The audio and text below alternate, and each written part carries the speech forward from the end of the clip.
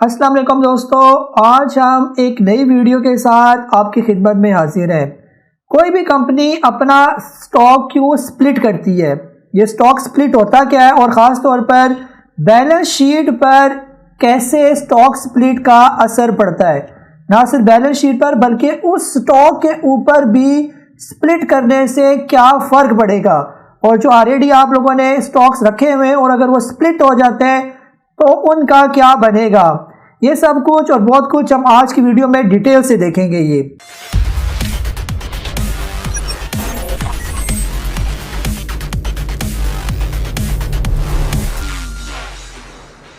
आपने हर चीज़ जो है कोशिश करनी है बिल्कुल गौर से, और एक एक स्टेप वाइज आप समझेंगे तब ये सारी चीज़ें आपको समझ आएंगी।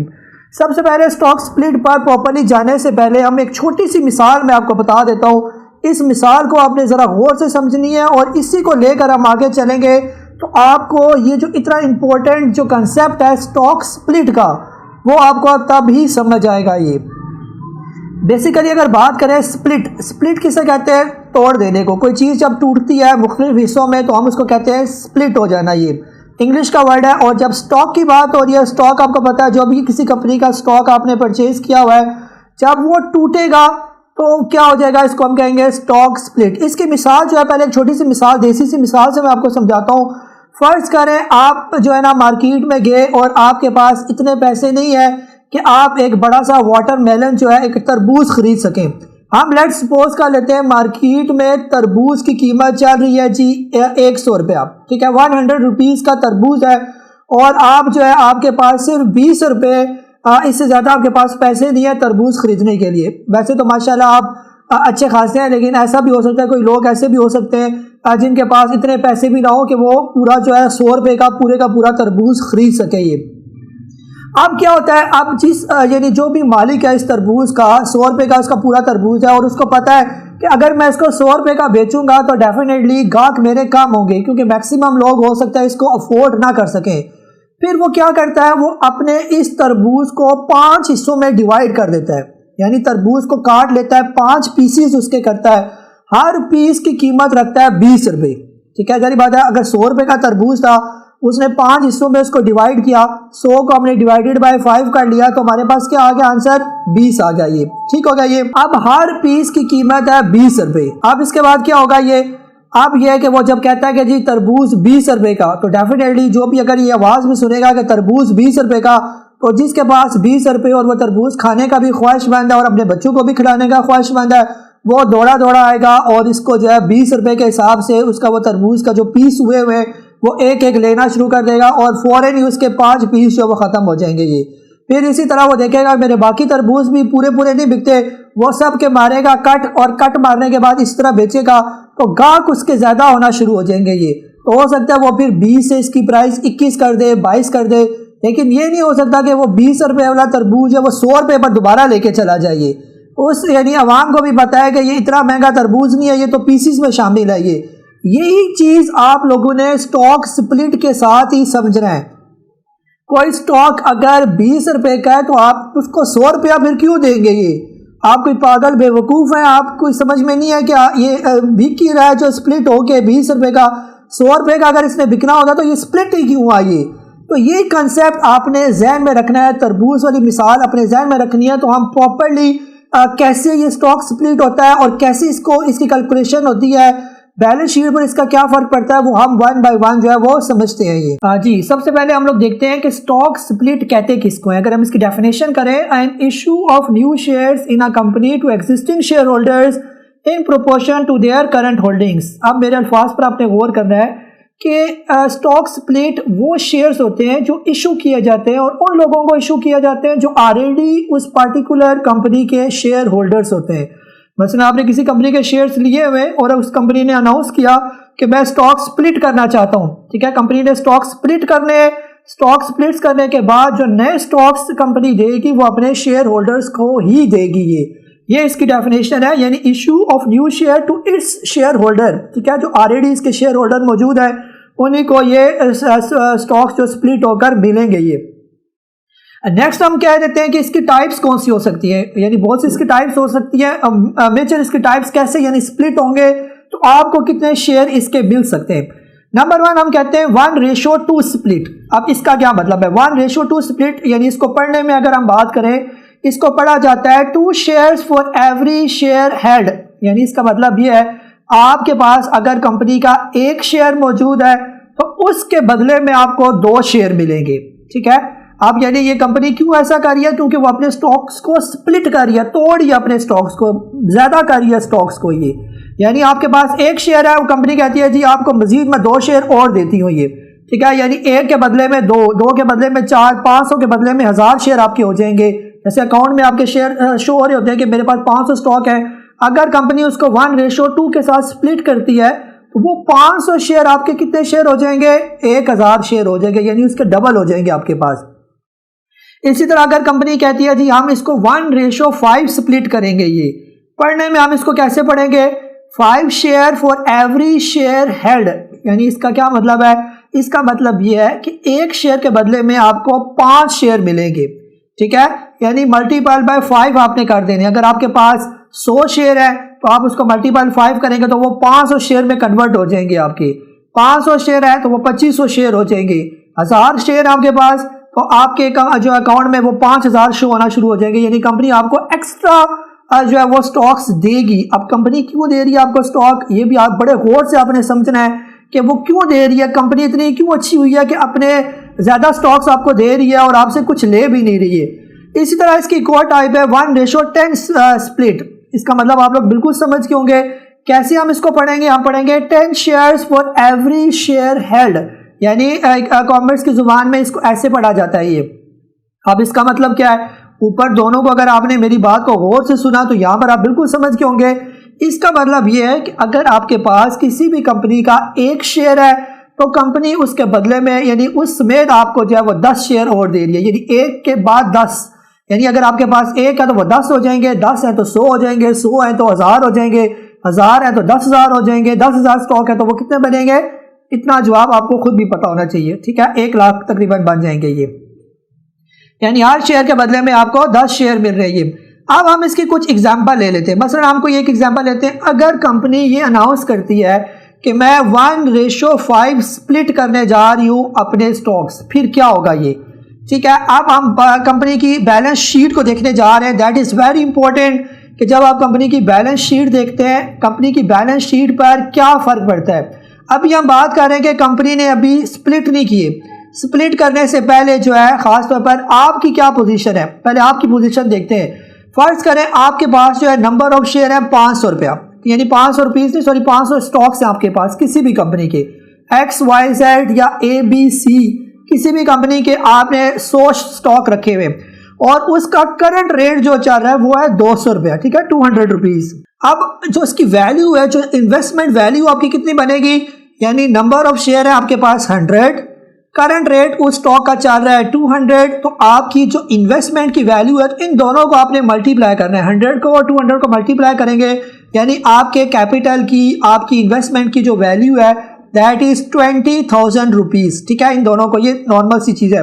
100 शेयर है, 200 रुपया फी शेयर की कीमत है, तो कितने पैसे बने, 100 रुपये 200, तो ये आपके पास आ जाएगा 20,000 रुपीज़। अब हम चलते हैं आफ्टर, यानी कंपनी ने क्या किया, अब कंपनी ने स्टॉक को स्प्लिट कर दिया।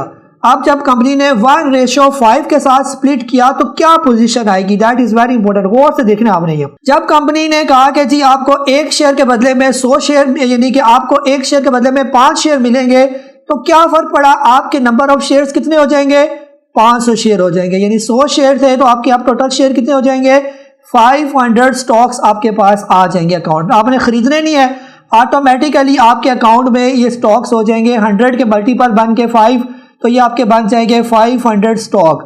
कीमत, अब ये अगली चीज़ देखिए, प्राइस। अब आपका क्या ख्याल है कि प्राइस 200 रुपये ही रहनी चाहिए। कंपनी इतनी अच्छी है कि आपको 5 जो है ना फी स्टॉक के बदले में उसने स्टॉक दिए, आपके स्टॉक 100 से 500 बन गए, तो कीमत भी क्या 200 होनी चाहिए, नहीं। That is very important. वो जो 100 रुपये वाला वाटरमेलन है उसको उसने तोड़ के आपको दे दिया। अब वो 100 रुपये वाला वाटरमेलन नहीं रहा, वो कितने का हो गया था, अगर आपने गौर से सुना, वो हो गया था 20 रुपये का। 5 उसने हिस्से किए थे, इसने भी यहाँ पर 5 हिस्से किए। 200 की जो प्राइस थी उसको डिवाइडेड बाय 5 कर दिया। जब 200 को डिवाइडेड बाय 5 करेंगे स्टॉक प्राइस को, तो अब जो उसकी मार्केट रेट चल रही होगी उस कंपनी के स्टॉक की रेट वो होगी 40 रुपीज़। 40 कैसे आया, बिल्कुल आसान है, 200 को 5 से डिवाइड कर दिया उसने।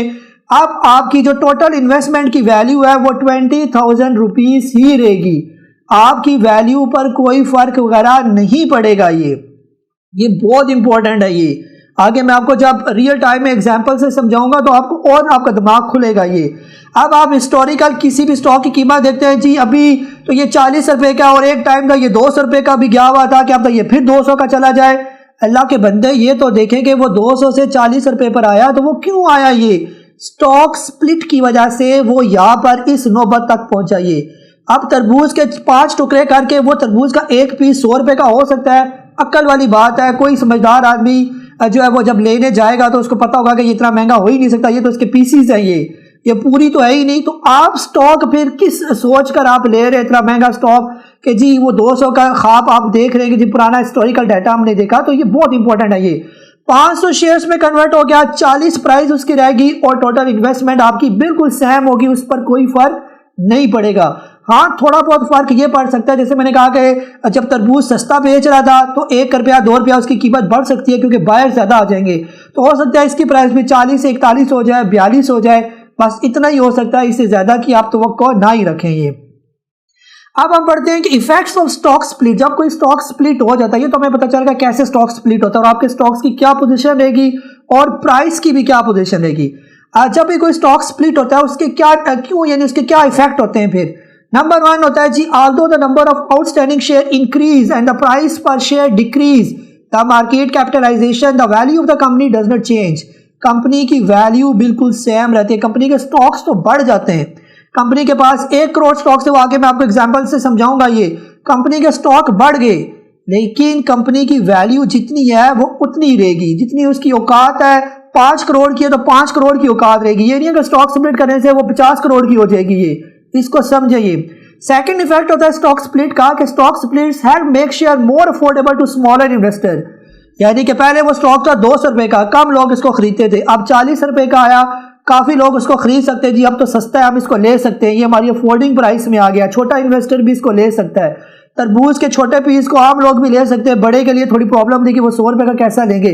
बार बार मैं वो मिसाल इसीलिए काउंट कर रहा हूं ताकि ये चीज आपको समझ आइए, इसीलिए शुरू में मैंने मिसाल दी ताकि चीज क्लियर हो जाए आपको। ये तो यहाँ पर इसका सेकंड इफेक्ट यही है कि स्टॉक स्प्लिट जो है वो शेयर के लिए यानी जो शेयर होल्डर्स हैं उनके लिए अफोर्डेबल होता है। Third number, provides greater marketability and liquidity in the market.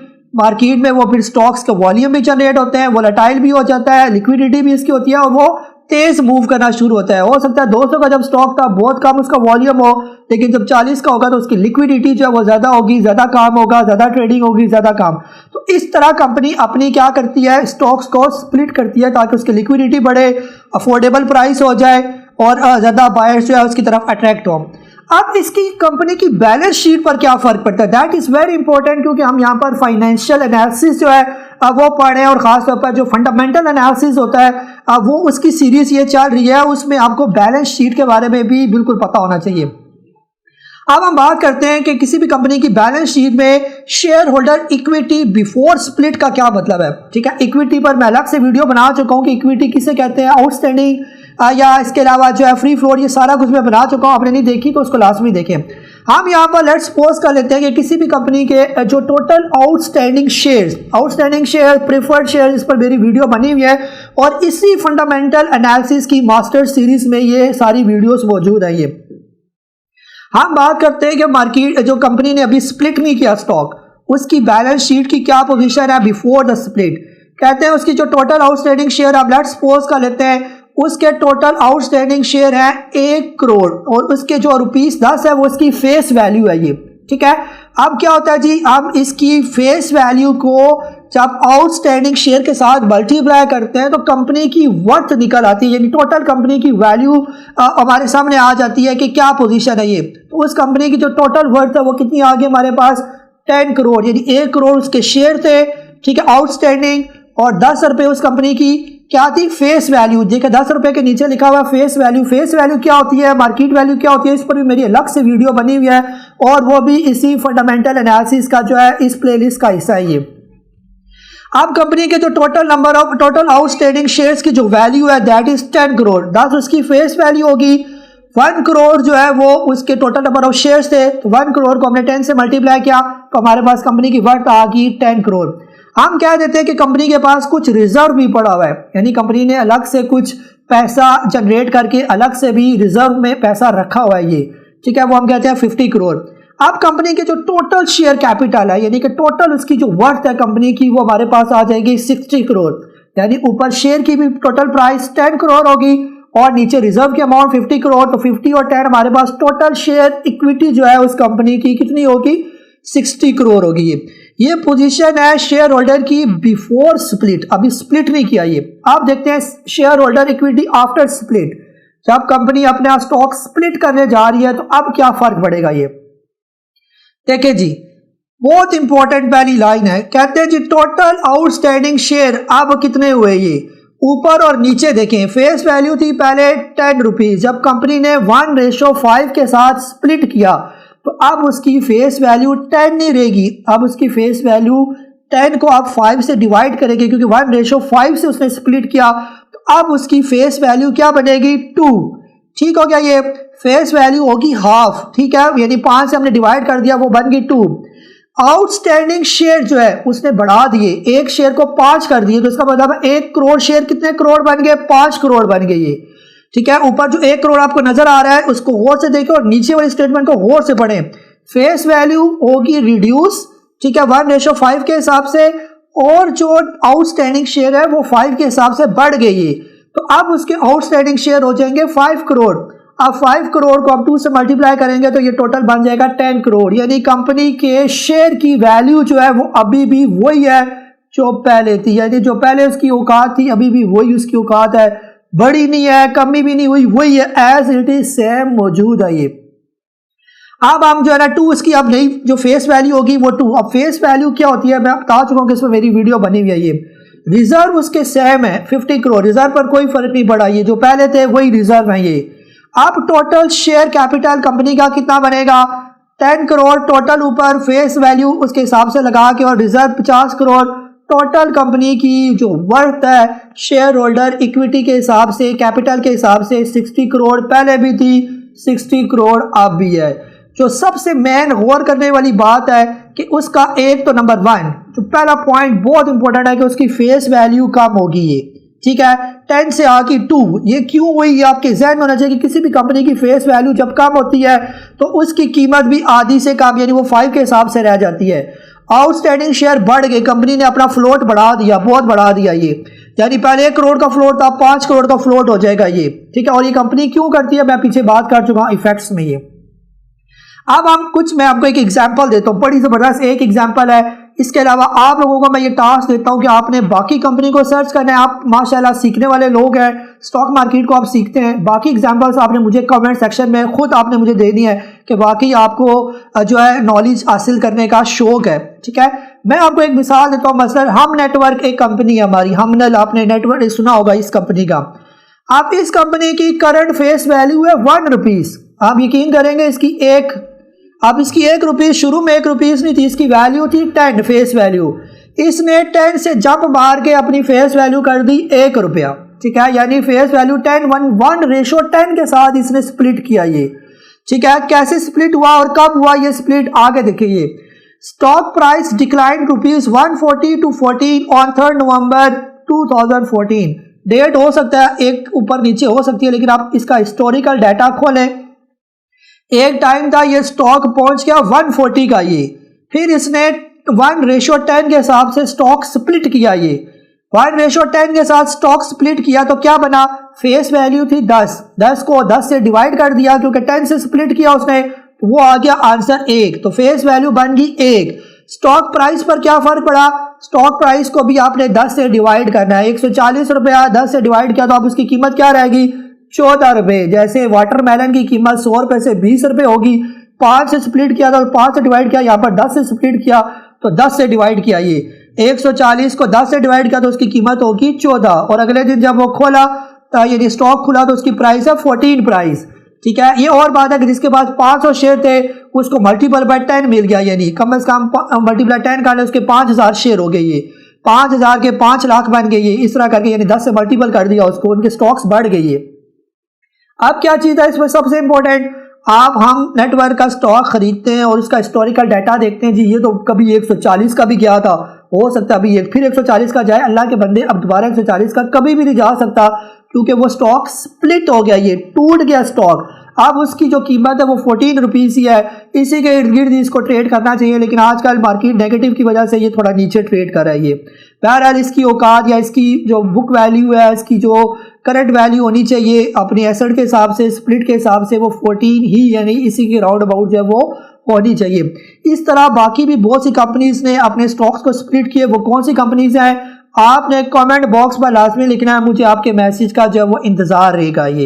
ये थी हमारी आज की डिटेल वीडियो स्टॉक स्प्लिट के लिहाज से।